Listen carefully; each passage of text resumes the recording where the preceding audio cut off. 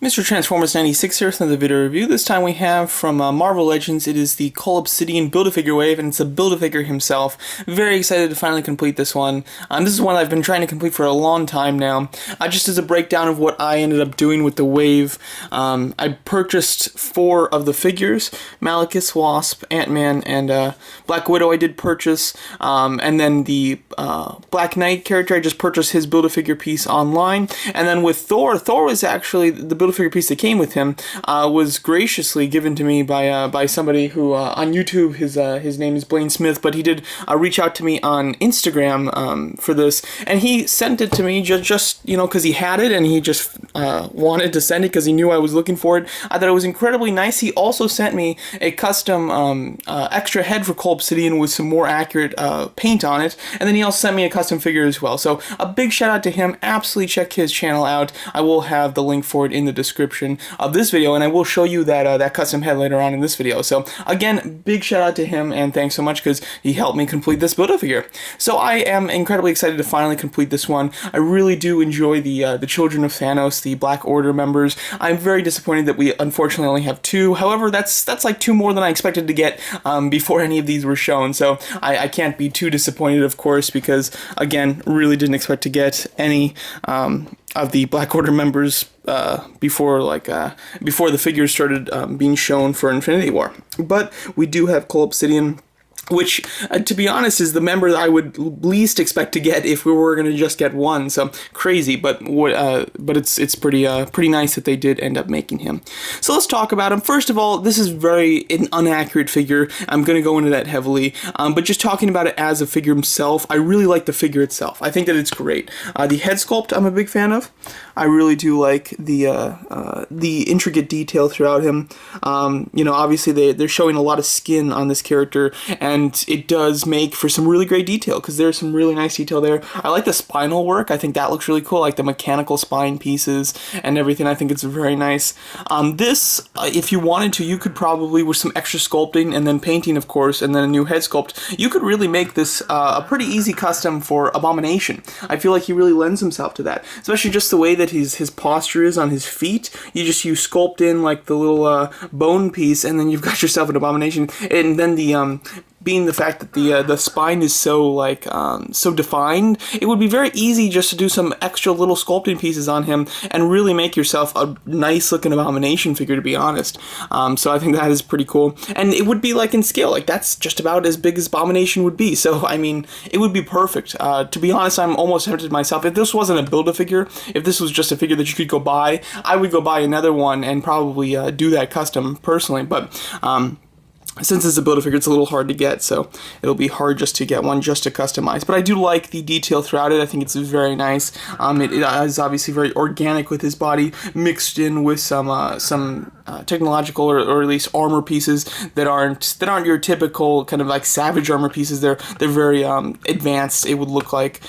Because the biggest issue I have with this is the fact that it's not accurate. It's obviously extremely different from how he is in the movie. In the movie, his torso and legs aren't showing at all. Like he actually wears armor and clothing on top of all that. His arms are bare in the movie, and then of course his head can be seen. So the arms and the head are completely accurate. It's the torso and the legs that are way inaccurate. This obviously must have been because Hasbro, you know, this is probably early concept art for Cull Obsidan, and obviously they need time to prep these figures way in advance, so they got that as reference and rolled with it. And then of course they didn't end up going with that design, and therefore the figure itself is inaccurate, which is a shame. It's certainly nothing to do with Hasbro being lazy. Like, it's not like they just wanted to reuse pieces or anything like that, because this is of course 100% a new sculpt. Nothing's been reused here, which is very cool. So it is disappointing that it's not accurate. And personally, I tried to think about how to customize it to make it accurate, and I really couldn't come up with anything, because anything that would work pretty nicely as a torso or legs would just be out of scale, because this is a pretty uniquely sized Build-A-Figure. You know, there's kind of like a mid-range kind of bulky type of Build-A-Figure that they tend to go with that's very much the same size, but this is slightly larger than that, so anything that you get from other Build-A-Figure pieces are going to be just slightly too small. He's in a very unique range size-wise, so unless you expand and outside of Marvel Legends figures, you might be able to find something. But as far as Marvel Legends figures go, I can't personally find anything that would compare and be like a good use for an alternative torso and legs. So yeah, so you do just kind of have to accept the figure for the most part, for being inaccurate, being like a unique type of version of him. My biggest issue, though, is it changes what the character's all about. Obviously, this is a very much like a savage type of representation of this character, with a lot of bare skin showing and kind of like almost like a loincloth thing going on here. This is very very warrior-like. When the other one is a little more sophisticated, it's a little more technologically advanced, more sci-fi-like, and not so much like this. So the change of clothes isn't just a different style of clothes, it really changes the essence of the character, which is of course why I assume that they didn't go with it, and they wanted him to fit more in line with the rest of Thanos' children, which all have a very matching, design when it comes to their clothes. The look of the aliens are very different, but their design clothing-wise is very similar if you do actually pay attention to that.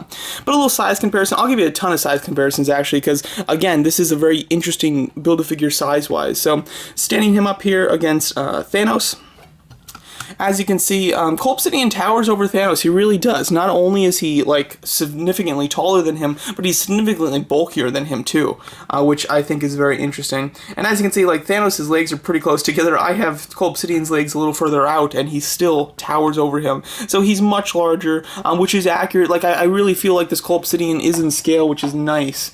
One of the scales, or one of the figures I think is most important with him, though, is Proxima Midnight. Now, Proxima Midnight, when you kind of just look at her, since her proportions are a little more like average style, proportions, it almost looks like he's not that much bigger. But Proxima Midnight is a big figure. She's incredibly tall. She really is. So it's crazy how big he is, considering that really tall figure there just is dwarfed by him. So I think that's very cool. Giving you a comparison with a normal size figure, slightly bigger than normal because it is an Iron Man figure, and he's obviously slightly bulkier than your average figure, but as you can see, towering over him, and that's a bit of a special Iron Man figure because that is the custom figure that was sent to me. I didn't have a Mark 50, and he sent me a custom painted Mark 50, so it's really cool, very metallic, very shiny, and just a lot more represents him in the movie. Very cool. So just wanted to show that there too, and a good look at size there. And then a slightly smaller Marvel Legends figure, one from this wave. We have Black Widow. As you can see, I mean, man, that's a massive difference in size right there. That's huge. And then one last comparison with probably the biggest Hasbro Build-A-Figure since they did the Return of Marvel Legends back in like 2012. I'd say that the biggest Build-A-Figure that they've produced is Hulkbuster. When it just comes with, he's not quite the tallest. He almost is. Ant-Man's slightly taller than him, but when it comes to bulk and height altogether, he's definitely the biggest. And as you can see, Cull Obsidian has not beat him. Hulkbuster is still the biggest one, but man, he comes close. He's almost as tall as Hulkbuster, and then he is very bulky, not as bulky as Hulkbuster, but he is very bulky indeed. So as you can see, this is a nice big meaty Build-A-Figure, which I do like quite a bit. And going over his articulation, it's quite good. He has ball-jointed hinged neck, which can look up very far. It can look down, so a decent amount. It gets a little hindered there. Side to side, not much, obviously, but it does swivel back and forth. He has a hinge swivel shoulders, which can go up about this far before they get stopped by that material. Swivel at the bicep. The biceps are so thick that you really have to have his arm out to really swivel them at all. Single hinge elbows, which don't go very far, a little less than 90 degrees. He has hinge pivoting ankle or wrist, which on this side it hinges up and down, which I actually like quite a bit, and then on this side it's in and out. Ball jointed upper torso, which works quite nicely, and he does have a waist swivel as well. Ball jointed hips, which are a little hindered by this piece. It is softer rubber, but it is still it does hinder it because it goes all the way around. There's no like cuts in it or anything. Swivel at the thigh, double hinge knees, which work really nicely, and then hinge pivoting ankles. And the ankle pivots in that weird kind of way that just like swivels it around. Wish that the pivot was a little better designed, but overall his articulation is fantastic.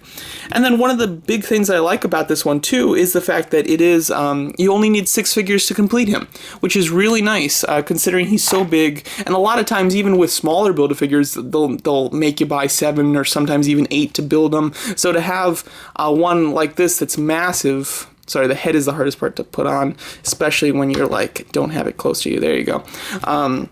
it just makes it even better and even more just worth the money. And he comes with a weapon too. It's not just the figure himself. So tremendous value with this Build-A-Figure, I must admit. Here's that custom painted head sculpt provided by him as well. I think it looks great. If you do look in the movie, his like horn pieces are a much lighter color. They shouldn't be just the same color as his skin tone. So this is more accurate, and it is painted in the same style the rest of this, where it's a little sketchy, you know, so that it blends in. It looks organic and not manufactured. So I do like that quite a bit. This is a nice head sculpt. I might even display it with this one because it is more accurate, and I personally am I'm a big stickler when it comes to accuracy, which is why it's like I would be singing this Build-A-Figure's praises if it was accurate to the movie. The only thing that keeps me from not just going nuts over this guy is the fact that he's not accurate, and he's not accurate by quite a bit. But figure-wise, just by himself, this is a fantastic figure. I'd say it's one of the best Build-A-Figures that we've had in a long time, and just because, personally, I'm a big fan of villains, and he's a villain. I'm a big fan of the movies compared to the comics, and he's from the movie. He's massive. You only need to buy 6 figures to complete him, and he's a great figure in general, just when it comes to paint, sculpt, and articulation. So he checks every single box that is necessary for a great figure, and in personal, like what would make me think it's a great figure personally too. So overall, this is a fantastic figure. I absolutely love it. I like it even more than I thought I was going to. The torso was the last piece that I purchased to complete him, and when I put them all together, he was just way bigger than I even expected too. So I'm very happy with this. I took a lot of fun photos of him fighting the Hulkbuster as he does in the film. So if you want to see those, definitely check out my Instagram and follow me there for those, because we'll be posting them within the upcoming weeks. So yeah, overall, loving this Build-A-Figure. Would highly recommend it for anybody who is on the fence about building him. I would definitely push you right over the fence, because this is definitely one that is worth it, I must admit. And he does look very nice with Proxima Midnight and Thanos as well. I think the 3 of them look really cool. It just pains me that we can't complete it with the last couple as well, because that would be very nice. Considering Cull Obsidian is definitely the hardest one of them to make, so it's a shame that we don't have the other 2. But hopefully, you never know, maybe down the line we will get the other 2. But at the moment, this Cull Obsidian is a fantastic Build-A-Figure, highly recommended by me. Let me know what you guys think of it, and thanks so much for watching.